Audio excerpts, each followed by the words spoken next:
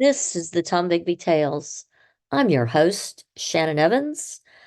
I write about a small town in northeast Mississippi called Columbus, and sometimes I write about the rest of the state. This episode is titled The Mississippi School for Math and Science, Bill 2715. Almost 40 years ago, local educators and swim coach Carl Butler, my mother, Pat Brooks Ross, MUW's own Dr. Porter, Dr. Seeney, and Dr. Mims, and other area educators gathered to address the need for a special magnet high school of the best and brightest students, where they had equal access to top-of-the-line laboratories and instruction that most of the small rural schools that Mississippi students had zero access to. These concerned citizens and faculty from Mississippi University for Women met with Dr. Seeney of the MUW Center for the Gifted and Talented, and he and his staff would draft the proposal for the creation of the Mississippi School for Math and Science in 1983. By 1988, MSMS, the abbreviation for the school, opened its doors on the Mississippi University for Women campus. It became the first public residential high school in Mississippi. Representative Charlie Capps of Cleveland, Mississippi, introduced legislation to create the school, making it the fourth such school in the nation. The charter for the school was that it was free, academically rigorous, recruited students of varied backgrounds and experiences, and would be focused on the math and science and be a pioneer in the field of gifted education and STEM curriculum. MSMS students throughout its 40-year history have seen its graduates enter some prestigious schools such as Harvard, Yale, Princeton, among other Ivy and light Ivy schools. They have also attended Ole Miss, Mississippi State, MUW, Mississippi College, University of Southern Mississippi, Vanderbilt, University of Texas, University of Tennessee, Georgetown University, Samford, and Stanford, as well as UCLA and USC schools. It has produced military academy grads and Rhodes Scholars. Mississippi University for Women, in conjunction with MSMS faculty, have helped the students, juniors and seniors, the brightest of the state, and some of the best academic students in our states get into the best colleges and university in our country with the programs and support of the Mississippi University for Women campus.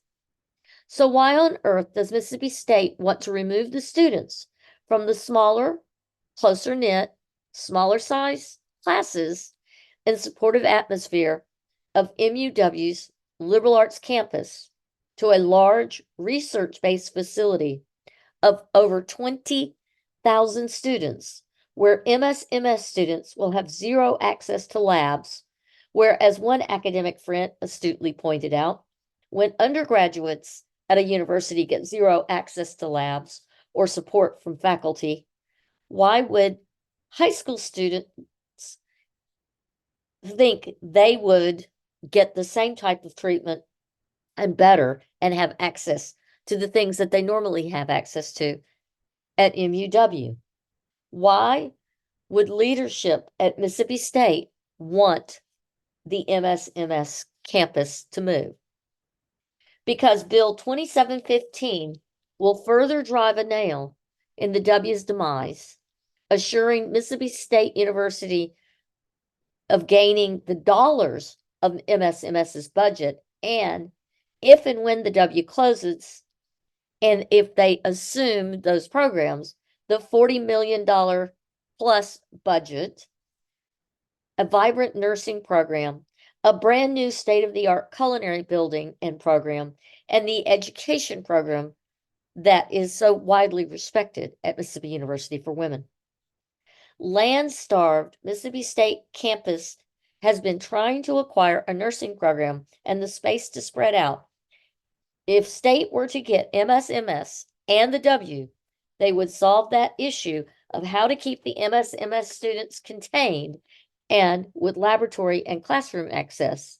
They would have one of the finest nursing programs and teaching facilities in the southeastern United States, and they would have room to grow their education programs on said W campus, assuming they kept the doors of the actual buildings open and stayed in Columbus.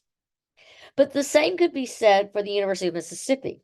The University of Mississippi could acquire all the older buildings on campus and do the same things with the same programs. So the same types of programs that they're eager to spread out to. But do they want to acquire all the older buildings on campus and with them their many needs? Is that good for Columbus if Mississippi State or whatever school takes over the programs? If they pilfer the students and programs and move them to Starkville or Oxford and board up the campus, no, it would not be good for Columbus. There's so many questions and so many variables. While nothing has happened yet, we know the IHL and Mississippi State Legislature have said the current number of public colleges and universities in Mississippi is not sustainable. A bill, while unlikely to pass this time, proposes shutting 3 colleges in the state by 2028. The W is in trouble, as are Delta State, Alcorn, and Mississippi Valley State University. The W, at its 1990s heyday, only enrolled 3,100 students. Right now, its current enrollment is around 2,200 students.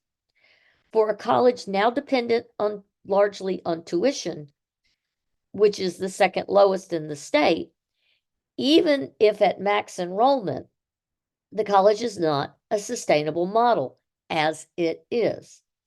3,300 students paying $8,000 a year for tuition only generates about $26,400,000 in tuition funds. That is small beans by today's standard tuition supported funding. This is almost identical to the max capacity potential for Mississippi Valley State University, which is also on the chopping block. Alcorn currently has almost 4,000 students enrolled. Delta State has 2,500. MUW has a $36 million state appropriation and a $63 million total operation budget. This is a tidy sum for another university like Mississippi State to inherit. The alumni banded together to protest the W's name change due to lack of transparency and inclusion in the process most recently. They called the W and they called their state senators and their House representatives. Now we need to make just as much noise and just as many calls back to those same legislators and to demand that MSMS stays on campus and that they vote no to closing the W. While the W has internal leadership issues, those are fixable, but they won't be fixable if the history of the school can't be saved if we, you, all of us don't call and email our legislators to do 2 things. 1, keep the W off the closure list. And in order to keep it off that list, we need to politely and firmly inform our legislators to vote no on Bill 2715, authored by Dennis DeBar Jr., to move MSMS away from Columbus, Mississippi. We need to tell them to keep MSMS at MUW, where it was created and where it belongs. The citizens of Columbus and Lowndes County need to make the same phone call. We must keep the school on campus in Columbus, and we must keep the Columbus campus at MUW open. We can address the rest of our problems with the W and its aging buildings if and only if we keep MSMS on campus. Contact your state legislator at legislature.ms.gov /contact. Use the drop-down menus and contact both your House of Representative members and your senators. I want to thank you for coming on my little podcast, the Tom Bigby Tales, and I hope you take action and help us to save MUW and keep MSMS on the MUW campus. Thank you, and don't forget to call your senator.